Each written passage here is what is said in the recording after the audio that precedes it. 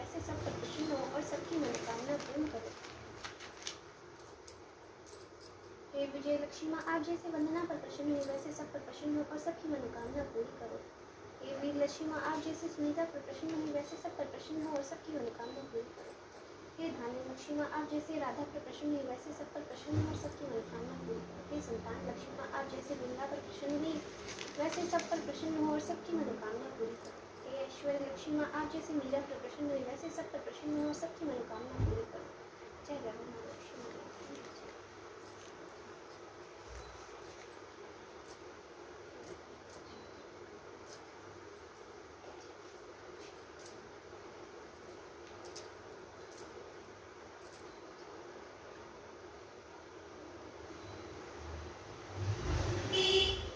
ना जाने कितने लोग रहते थे। देश के कोने कोने से रोजगार की तलाश में आए लोग जब इस शहर में आते थे तो उनके पास कुछ भी नहीं होता था। मात्र उनकी यही इच्छा रहती थी कि उनको किसी तरह से 2 समय की रोटी मिल जाए, मेहनत मजदूरी करके अपने बच्चों का पेट पाल ले, बस प्रभु के गुण गाए। वैसे देखा जाए तो मानव की इच्छा की कोई सीमा नहीं होती। शुरू में वह यही सोचता है कि उसे 2 समय की रोटी मिल जाए। प्रभु की यह सबसे बड़ी कृपा होगी। इसी के लिए वह मंदिरों में जाते हैं, तीर्थ यात्रा करते हैं, कथा सुनते हैं और जब उन्हें 2 समय की रोटी मिलने लगती है तो उनके मन में कुछ और विचार उठने लगते हैं, जैसे उनकी आय बढ़े, उनके पास धन हो, रहने के लिए बढ़िया मकान हो, पहनने के लिए अच्छे कपड़े हो, सवारी के लिए कार हो, स्कूटर हो। बस रोटी मिलने के पश्चात उनकी लालसा बढ़ती जाती है। किसी ने ठीक ही कहा है, भूख की एक सीमा है जिसे खाना खाते ही पूर्ण कर लिया जाता है, परंतु लालसा की कोई सीमा नहीं। मानव जीवन की भी एक सीमा है। लाखों करोड़ों के सपने, सुख शांति और मौज मस्ती की आशाओं की लालसा करने वाला इंसान यह भूल जाता है कि यह द्वार उसे मृत्यु की ओर ले जा रहा है। मानव जीवन इतना बड़ा कहाँ है जिस पर हम भविष्य का इतना बड़ा बोझ लाद देते हैं। हम काम, क्रोध, लोभ, मोक्ष, अहंकार में अंधे होकर उस प्रभु, उस महाशक्ति को भूल जाते हैं जिसने इस संसार को जन्म दिया है, जो जीवन देता है और वही मृत्यु भी देता है। कलयुग में तो ऐसा ही होता है। पाप की परछाई लंबी और गहरी होनी शुरू हो जाती है। धर्म व्यापार बन जाता है। अधर्मिक खूब फलते फूलते हैं। इस बड़े शहर में तो धर्म कम और अधर्म अधिक था। इसी शहर के एक मोहल्ले में मोहन और राधा पति पत्नी के रूप में रहते थे। उनका छोटा सा घर था, यानी घर के नाम पर एक छोटा सा कमरा था। उसी में रसोई, उसी में सोना, उसी में खाना पीना, यही सब उनका घर था। मोहन किसी मिल में नौकरी करता था। राधा घर का सारा काम काज करती। उसे अपने छोटे से घर को इतना साफ सुथरा और सजा रखा था कि मोहल्ले की औरतें भी अक्सर कहती थी, घर की साफ सफाई रखनी हो तो राधा बहन से सीखो। यह बात तो राधा भी जानती थी कि इस शहर में अच्छे लोग कम और बुरे अधिक हैं। उसी के आस पड़ोस में कुछ औरतें ऐसी थी जो दिन भर एक दूसरे की चुगलियां करती थी। दूसरे के घरों में ताक झांक उनकी बुराइयां ढूंढना उनका सबसे पहला काम था। अपने घर की भले ही उन्हें कोई खोज खबर ना हो, मगर पूरे मोहल्ले की खबर तो उनके पास यूं रहती थी जैसे मोहल्ले की डायरी लिखने का काम प्रभु ने उन्हें सौंप रखा है। राधा को उनकी यह सब बातें पसंद नहीं थी। पहले तो उसे घर के काम से समय ही नहीं मिल पाता था। दूसरा, पति की सेवा करना उनका धर्म था। पति की लंबी आयु और उन्नति के लिए ईश्वर की उपासना करती। हर मंगलवार को महावीर जी का व्रत अपने पति की चिर आयु के लिए रखती। मोहल्ले की चुगलखोर औरतें को राधा की अच्छी आदतें कैसे पसंद आ सकती थी। वो तो कहने लगी कि राधा में अकड़ है, जो किसी से बात करना पसंद नहीं करती, शायद इसलिए कि वह बड़ी सुंदर है। उसे अपनी सुंदरता पर बहुत गर्व है। उसे यह नहीं पता कि जिस मोहल्ले में रहते हैं वहाँ सबसे मित्रता करते हैं, उनके साथ मिलजुल कर बैठते हैं। यदि वह ही किसी के पास दुख बांटने नहीं जाएगी तो कल को उनके पास कौन आएगा। इन सब की बड़ी बहन ललिता थी, जो पूरे मोहल्ले को अपनी उंगलियों पर नचाती थी। वह बहन ललिता ने अपनी ही एक कीर्तन मंडली बना रखी थी, जो घर घर में जाकर कीर्तन करती थी। राधा को ऐसी औरतें बिल्कुल पसंद नहीं थी जो कीर्तन करते समय भी एक दूसरे की चुगलियां करती हो। यही कारण था कि राधा ने कई बार उन्हें टोकते हुए कह दिया, देखो बहन ललिता, वैसे तो आपका नाम ललिता है, मगर मैं आपसे हाथ जोड़कर प्रभु का नाम ले। इनसे आपका जीवन भी सफल होगा और बुराइयों से बच जाओगी। राधा की इतनी बात सुनते ही बहन ललिता को क्रोध आ गया। क्रोध के मारे उसके चेहरे का रंग लाल हो गया। वह अकड़ कर बोली, अरे ओ कल की छोकरी, क्या तू मुझे बतलाएगी कि मुझे क्या करना है। अभी शहर में आए 2 साल ही हुए हैं। गांव का गोबर अपने हाथ से उतारा ही नहीं और हम शहर वालों को अकल सिखाने लगी। गवार कही कि देखो बहन, मैं गवार हूँ या कुछ और, मैं प्रभु भक्ति में विश्वास रखती हूँ। मैं यह अच्छी तरह जानती हूँ कि भक्ति में ही शक्ति है। भक्ति ढोल की तमचे बजाने से नहीं बल्कि सत्य के पथ पर चलने से होती है। ईश्वर का यही सिद्धांत है। शिक्षा है कि किसी का बुरा मत करो। मैं तो हर जीवात्मा में रहता हूँ। तुम मेरी तलाश में क्यों भटक रहे हो? यदि तुम सत्य और विश्वास का सहारा लेकर अपनी आत्मा में मुझे तलाश करोगे तो मैं तुम्हें अवश्य मिलूंगा। इस बात को सुनकर वह ललिता और उसकी साथी सब राधा का मजाक उड़ाने लगी। राधा जानती थी कि ये लोग पाप करने वाले हैं। उनकी पूजा तो केवल ढोंग है, दिखावा है। उनके मन काले हैं, खोटे हैं। इनसे अधिक बोलने का कोई लाभ नहीं। उनकी कीर्तन मंडली खूब धन कमा लेती है। ईश्वर के नाम पर व्यापार, दुर्गा के नाम पर लूट। छी छी छी, घिन होने लगी थी राधा को इन सब से। उसने अपने घर में पूजा पाठ करना शुरू कर दिया। इन लोगों से दूर रहने लगी। इधर मोहन बुरी संगत में पड़कर शराब पीने लगा, जुआ खेलने लगा। गांव से आया सीधा साधा मोहन शहर के साथियों में ऐसा फंसा कि उसे बुरी आदतें लग गई। शुरू शुरू में उसने अपने आप को बहुत बचाने का प्रयास किया, लेकिन जब चारों ओर से आग लगी हो तो वह कब तक बच सकता है? एक मजदूर का वेतन कितना होता है? पूरे महीने मेहनत करने पर जो कुछ उन्हें मिलता था, अपने घर की 2 समय की रोटी चल सकती थी।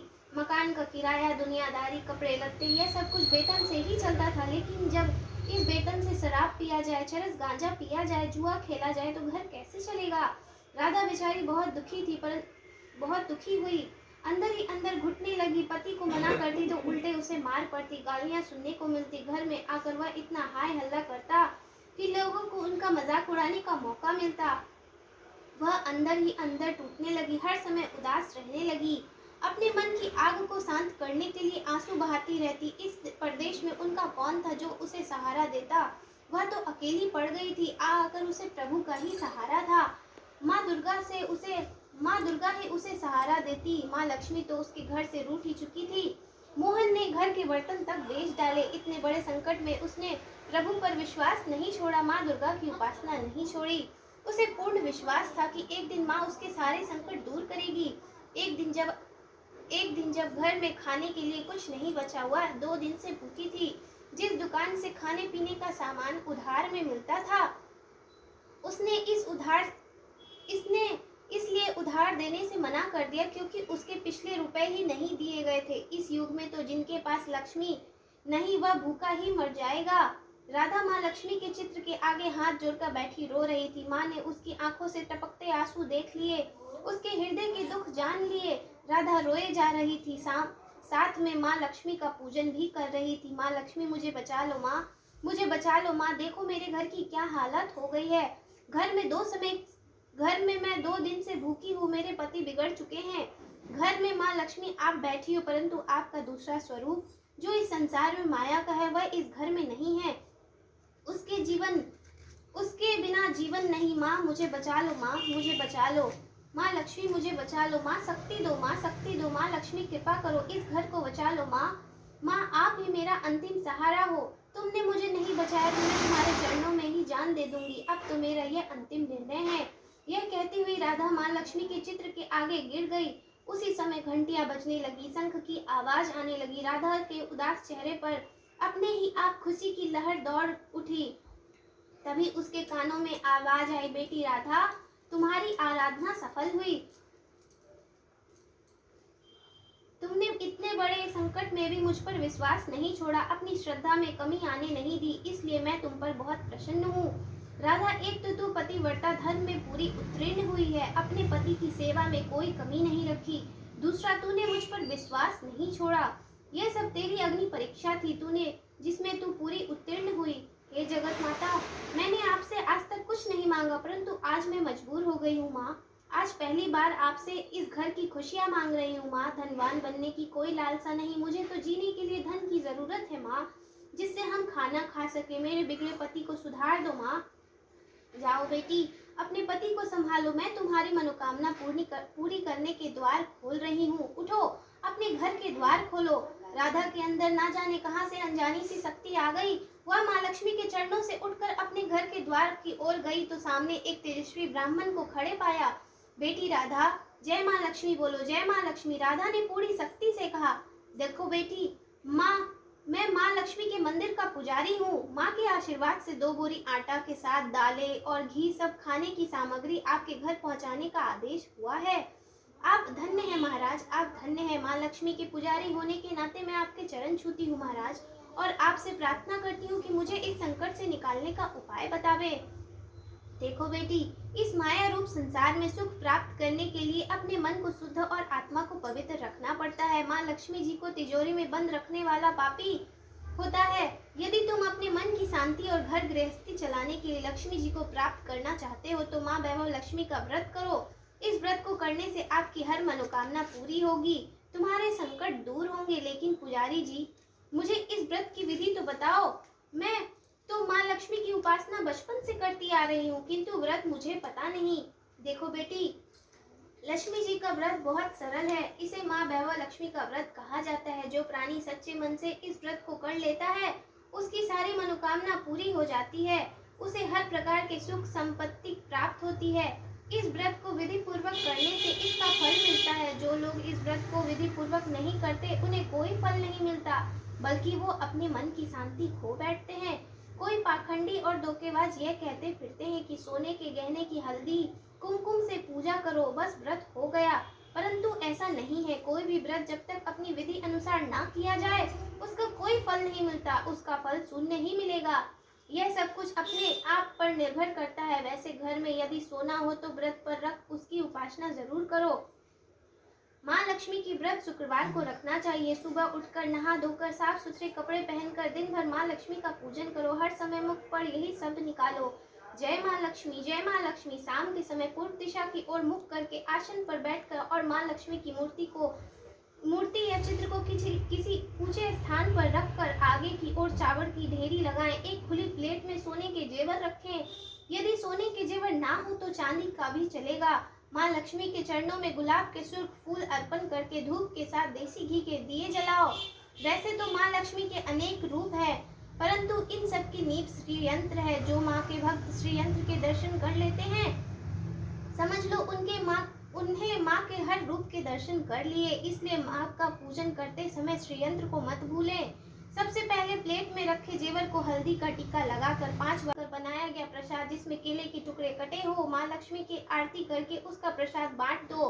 बांटते समय भी अपनी जुबान पर माँ लक्ष्मी की जयकार जरूर रखना चाहिए। यह व्रत निरंतर 21 या 51 रखें और सूर्यास्त होने के पश्चात माँ की उपासना करके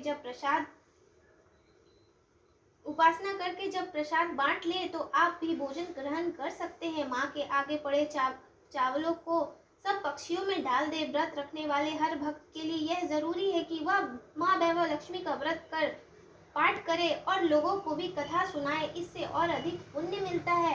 यह ध्यान करती है उनके घर में सुख ही सुख मिलते हैं। धन तो आता ही है, परंतु जिनके घर में संतान ना हो उनके लिए यह व्रत वरदान से कम नहीं। जब व्रत संपूर्ण हो रहे हो, अर्थात 21 या 51 व्रत जब रखे हो, तो उस दिन 7 छोटी बच्चियों को घर पर बुलाकर उन्हें उनका मनपसंद भोजन खिलवाएं। फिर कन्या को चांदी अथवा गिल्लट का एक सिक्का दक्षिणा में दे। उसी दिन माँ लक्ष्मी की वैभव महालक्ष्मी व्रत की कथा की 11, 21, 31, 51 भक्तों को अपने हाथों से जरूर बांटनी चाहिए तथा पुस्तक पर प्रकाश पब्लिकेशन लिखा हुआ जरूर होना चाहिए, जिससे माँ वैभव लक्ष्मी आपकी हर मनोकामना पूर्ण करेगी। और माँ की प्रतिमा के आगे बैठकर दोनों हाथों को जोड़कर उनसे प्रार्थना करते हुए कहो, हे माँ लक्ष्मी, आपकी और प्रभु की कृपा से मैंने अपने व्रत को विधि पूर्वक पूर्ण कर लिया है। इसलिए माँ, आप हमारी इच्छा पूर्ण करें, हमारी मनोकामना पूर्ण कर दो। माँ, हमें सदा सुखी रखना और हमारे परिवार को सुख देना। माँ, बस बेटी, यही हर प्राणी के लिए कल्याण मार्ग है। तुम माँ वैभव लक्ष्मी का व्रत करो, तुम्हारा पति भी ठीक हो जाएगा और तुम्हें धन भी मिलेगा। तुम सदा कष्ट मुक्त रहोगी। यह कहते हुए पुजारी जी तो चले गए। राधा ने आटे की बोरियां पड़ोसन की सहायता से अंदर रखवा दी। दालों को भी अंदर रखा। माँ लक्ष्मी की उपासना तो कर ही रही थी, परंतु विधि अनुसार नहीं कर पाती थी। आज माँ लक्ष्मी ने उनकी हालात को देखकर जो उनकी सहायता की, वैसे वह कैसे भूल सकेगी। सहर्षा उसे ध्यान आया कि कल ही शुक्रवार है, मैं कल ही माँ लक्ष्मी जी के 21 व्रत आरंभ करूंगी।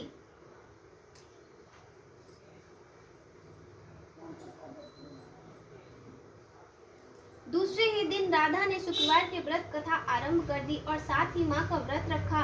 सारा दिन माँ की आरती करती रही। फिर उसे रात्रि के समय माँ वैभव लक्ष्मी का व्रत कथा पाठ करके घर आए पति के चरण को छूकर उसे प्रसाद खिलाया तो उसके पति ने उसे प्यार से सीने से लगाकर कहा, मेरी राधा, तुम तो सचमुच देवी लग रही हो। मैं ही पापी था जो आज तक देवता ना बनकर राक्षस बना रहा, लेकिन आज मेरी आंखें खुल गई है। अब मुझे अपनी भूल का एहसास हो रहा है। मैं आज माँ लक्ष्मी के चरणों में बैठकर यह प्रतिज्ञा करता हूँ कि मैं कभी भी शराब नहीं पीऊंगा, ना कभी जुआ खेलूंगा, ना ही गंदे और बुरे लोगों की संगत में बैठूंगा। मैं तुम्हें कभी नहीं दुख दूंगा। मेरे देवता, मेरे प्राणनाथ, माँ लक्ष्मी की कृपा से आप सुधर गए तो मुझे सारे संसार के खजाने मिल गए। आज मैं कितनी खुश हूँ माँ। माँ ने मेरा उजड़ा हुआ घर बसा दिया, मेरा सुहाग मुझे मिल गया। अब मैं 21 व्रत पूरे करके माँ वैभव लक्ष्मी का व्रत कथा की 51 पुस्तकें पब्लिकेशन की लेकर माँ लक्ष्मी भक्तों में बांटूंगी ताकि उनका भी मेरे ही भांति कल्याण हो। मोहन ने अपनी पत्नी के हाथों को पकड़कर उसे चूमते हुए कहा, देखो राधा, जिस माँ लक्ष्मी ने मुझे पाप के संसार से निकाल दिया है, मैं भी उनके 21 व्रत रखूंगा, सदा घर में उनकी पूजा करता रहूंगा। राधा ने अपने पति के चरणों में अपना शीश रखते हुए कहा, मेरे देवता, आज मैं बहुत प्रसन्न हूँ, बहुत ही प्रसन्न। माँ लक्ष्मी की कृपा से मेरी मनोकामना पूर्ण हो गई। बोलो वैभव महालक्ष्मी मैया की जय।